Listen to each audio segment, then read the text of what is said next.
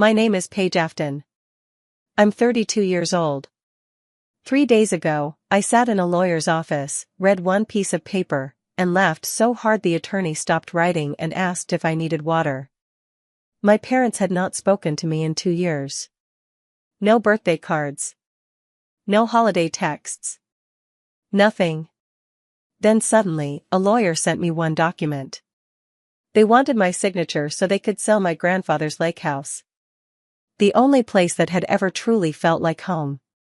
That paper was supposed to take something from me. Instead, it gave me something my family never had. Proof that someone believed I was worth protecting. Before I tell you what happened, take a second to like and subscribe if you enjoy stories like this. And tell me where you're listening from. Now let me take you back to the Christmas dinner that destroyed my family. I grew up outside Knoxville, Tennessee, in a small town where everyone knew everybody. My father, Gerald Afton, managed the local bank. He wore pressed shirts to church and shook hands like he was running for office. My mother, Diane, led Bible study groups and organized church dinners. From the outside, we looked like the perfect family. Then there was my younger sister Meredith. She was 3 years younger than me and always came first. Meredith got piano lessons. I got, maybe next year. Meredith got a car for her 16th birthday. I got a bus pass. Meredith had the big bedroom because she needed space. I slept beside the laundry room and learned to ignore the sound of the washing machine at midnight. My parents never screamed at me. They never hit me. That almost made it harder. They just treated me like the child who needed less. Whenever I questioned it, my father always said the same thing.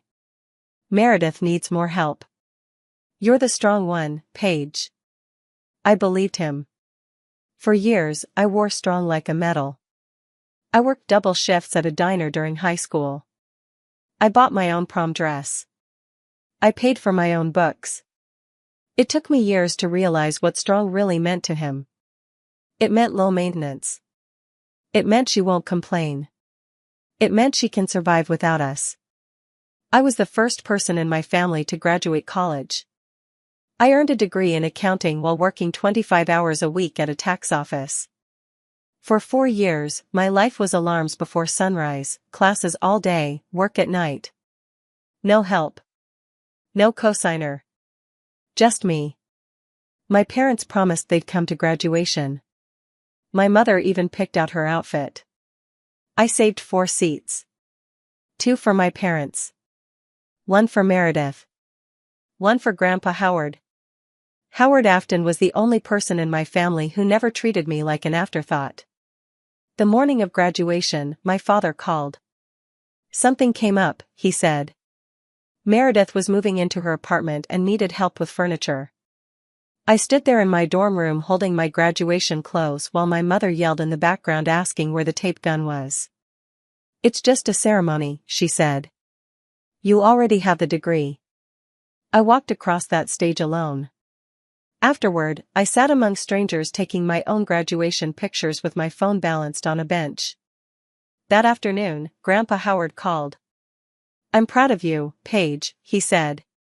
His voice sounded rough, like he was trying not to cry. Then he said something strange. And don't worry. I already took care of it. I thought he meant a graduation gift. I had no idea what he really meant. Not until 7 years later. I met Daniel Reeves when I was 26. He was rewiring the office building where I had just started working. I heard him singing Johnny Cash before I ever saw him. He was off-key. Completely committed. Daniel was an electrician who ran his own small business out of an old van. His hands were rough. His boots were worn.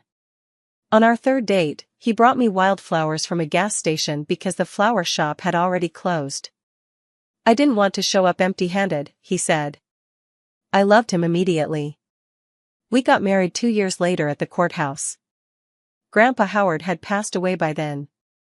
Every happy moment still felt smaller without him. My parents came to the wedding, but only briefly.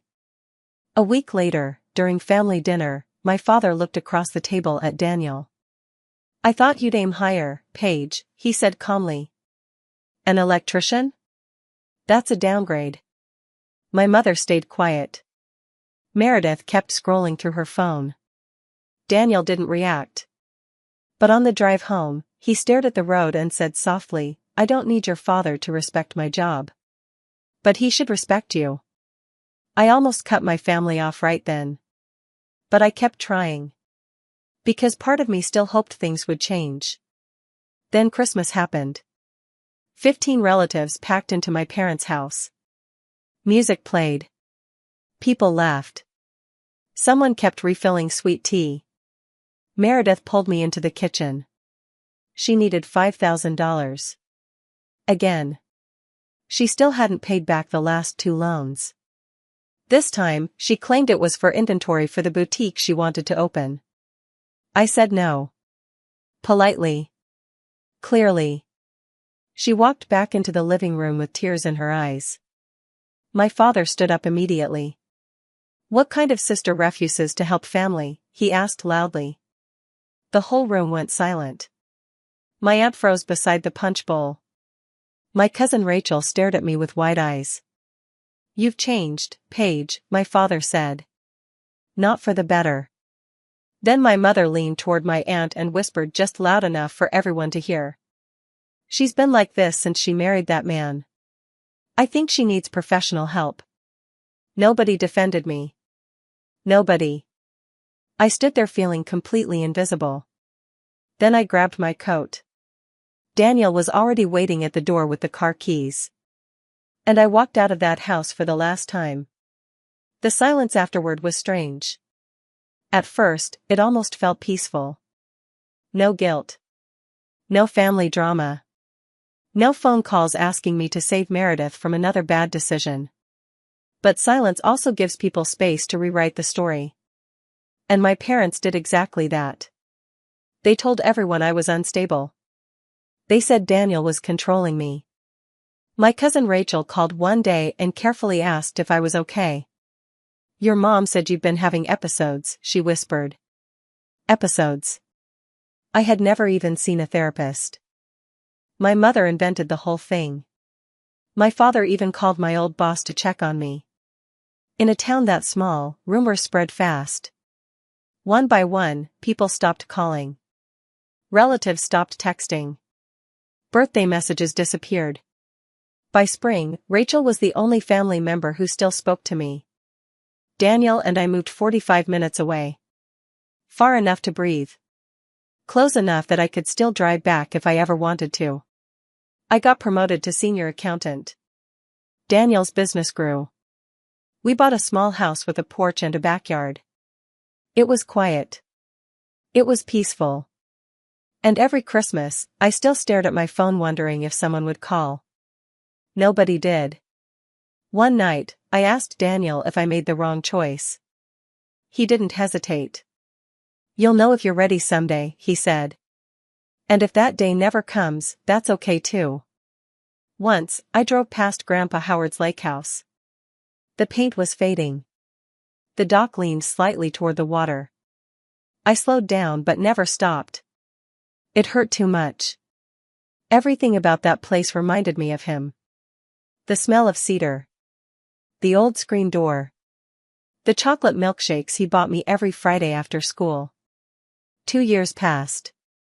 Then one Tuesday morning, a letter arrived. A law firm's return address. My name typed neatly on the front. The envelope sat on the kitchen counter for 2 days before I opened it. If you've ever cut contact with family and suddenly gotten a letter from them, you know the feeling. That cold drop in your stomach. I opened it Thursday morning while Daniel was at work. The letter explained that my father planned to sell the lake house. Because I might be an heir, they needed me to sign a quitclaim deed giving up any rights to the property. That was it. No apology. No how are you? Just paperwork. I stared at the letter for a long time. Then my eyes drifted to a wooden tackle box sitting on a shelf above the stove. Grandpa Howard's tackle box. Inside it was an envelope I had kept for 7 years. I found it after his funeral. The front said, 4-page. When you need it. I had never opened it. That night, I finally did. Inside were two things. The first was a legal document. An irrevocable trust. The property listed was the lake house. The sole beneficiary was me. Paige Afton. The second item was a handwritten letter from Grandpa Howard. Paige. I know your father. He means well, but he doesn't see straight when it comes to your sister. This house is yours. It's always been yours. Don't let anyone tell you otherwise. Grandpa H. I sat on the bedroom floor and cried. Not the kind of crying that destroys you. The kind that heals something. He saw everything. Before the Christmas dinner. Before I stopped answering calls. Before any of it. He knew. And he protected me anyway. When Daniel came home, he found me sitting on the floor surrounded by papers. He didn't speak. He just sat beside me. The next morning, I called the attorney listed on the trust. Mr. Calloway. The trust is valid, he confirmed immediately. Your father has no legal ownership of that property. Then I called the lawyer who sent me the quitclaim deed. I asked for a meeting. For the next 5 days, I prepared. Not emotionally. Like an accountant preparing for an audit. Every document organized. Every record checked. I verified county filings. I confirmed the trust existed before Grandpa Howard died. That meant the lake house never went through probate. My father had never owned it. He only assumed he did. The night before the meeting, Rachel called. Your dad's in trouble, she whispered. Meredith's boutique was failing. My father had co-signed huge business loans. Then he refinanced his own home to keep her store alive. He owed nearly $180,000. The lake house sale was supposed to save him. And he told everyone you'd sign, Rachel said quietly. He said you always cave when family needs you. Friday morning, I drove back to town. The drive felt like muscle memory. Past the gas station where Grandpa bought milkshakes. Past my old school. Past the streets filled with old memories. The law office sat above a dental clinic downtown. The receptionist looked at me with polite sympathy. Like she already knew a version of the story. I sat down and checked my folder one last time. Trust papers. Certified copies. Grandpa Howard's letter. Everything ready. At exactly 10 o'clock, the lawyer opened the conference room door. Ms. Afton. I walked inside. And there sat my father. Gerald looked exactly the same. Pressed shirt. Straight posture. The same calm expression that always made him seem in control. Hello, Paige, he said gently. I stopped. Then looked at the attorney. I thought this was a meeting with your office. Your father requested to attend, the lawyer explained. I sat across from Gerald. He smiled like we were discussing weekend plans. Let's handle this quickly, he said. Then he launched into his speech. The house was empty. Nobody used it. The sale would help the family. Your grandfather would have wanted this. That line hit me the hardest. He used Grandpa Howard's name to pressure me. Again. The lawyer slid the quitclaim deed toward me. I read every word slowly. Then I looked up. You haven't asked how I'm doing, I said. My father blinked. What? This is the first contact in 2 years and it came from a lawyer. We tried to reach you, he replied. My number never changed. The room got quiet. Finally, my father sighed. I'm not here to revisit the past, he said. I'm here to handle property. And if I don't sign? His jaw tightened. Then this becomes complicated. The same phrase he always used whenever someone challenged him. Don't make things difficult. I asked why nobody told me about the sale directly. That's when he changed tactics. She cut us off, he told the lawyer sadly. She's been struggling. There it was again. The unstable daughter story. Then he added quietly, her husband can be controlling. I felt something inside me go completely still. 2 years later. Same script. Same lies. I looked at him. Are you done? I asked. He froze. Then his phone buzzed. He answered immediately. Meredith's voice spilled loudly through the speaker. Did she sign yet? My father covered the phone. I'm handling it. But Meredith kept talking. Just tell her it's for the family. She always caves when you say that. The room went dead silent. My father ended the call. His face turned red.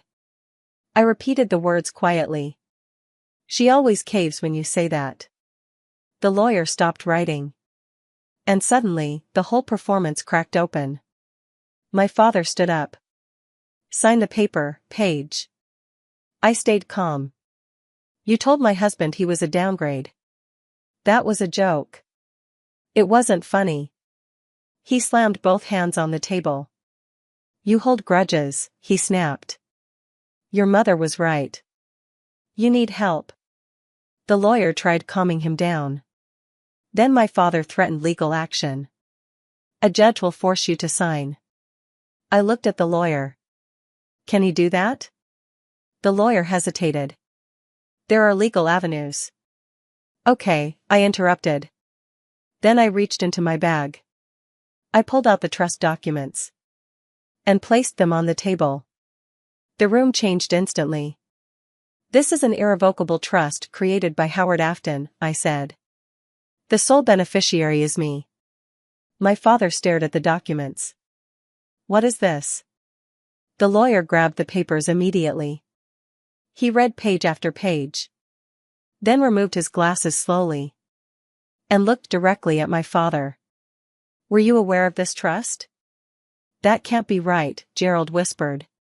The lawyer pointed to the filing date. The property had been transferred years before Grandpa Howard died. That meant the lake house never belonged to my father. Ever. Where did you get this? Gerald asked. Grandpa Howard. He would never do this to me. I held his gaze. He didn't do it to you. He protected me. The lawyer called Mr. Calloway on speakerphone. Calloway confirmed everything. The trust was legal. The property belonged to the trust. I was the sole beneficiary. The quitclaim deed meant nothing. The lawyer finally turned to my father. We need to stop this meeting immediately. Then he added carefully, if you promised the buyer clear ownership of this property, you may have created a legal problem. That's when my father finally cracked. He sat down heavily. And for the first time in my life, he looked small. Not angry. Not powerful. Afraid. If I can't sell that house, he whispered, your mother and I could lose ours. The truth spilled out after that. The loans. The refinance. The debt. Everything. I listened quietly. Then I asked the question I'd carried my entire life. You risked everything for Meredith, I said. Did you ever once think about me? He opened his mouth. Nothing came out. Then he said something that almost broke my heart. He would have wanted us to stay a family. I answered softly. He would have wanted you to be a father to both your daughters. Nobody spoke after that. The lawyer gathered his papers.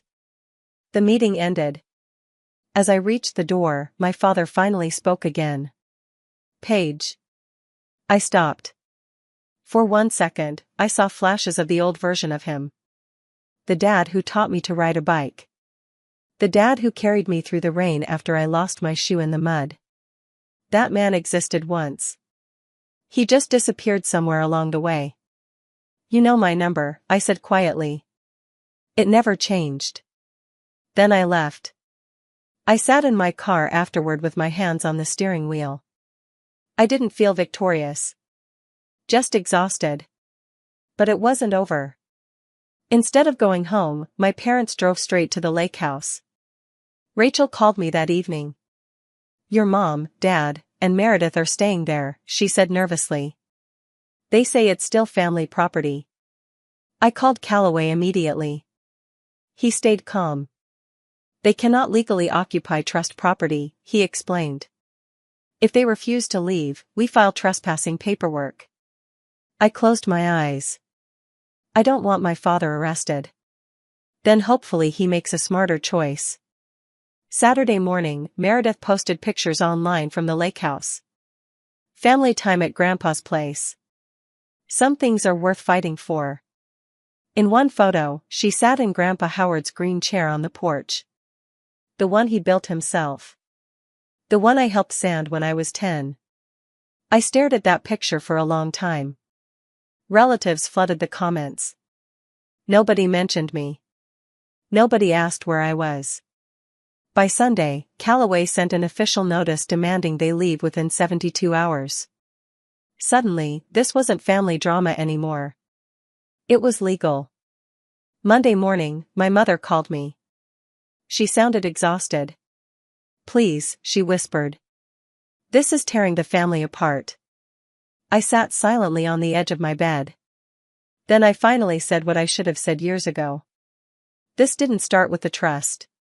My mother tried guilt instead. "Your grandfather would hate this. I have a letter from him saying otherwise." Silence. Then quietly, bitterly, she said, "You've changed."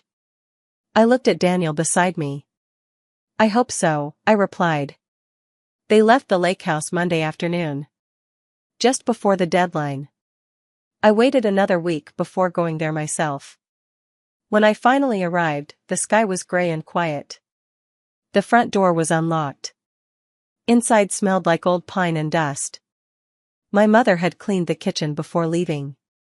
Everything was neat. On the table sat one key. Beside it was a short note in my father's handwriting. "This was never about the money, Dad." I folded the note and slipped it into my pocket. Then I walked down to the dock.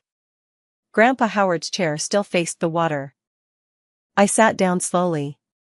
The lake was completely still. For the first time in years, I felt calm. The financial damage hit my father hard after that. Without the lake house sale, Meredith's boutique collapsed. The business closed within months. My father sold his truck. Pulled money from retirement early. Lost years of savings.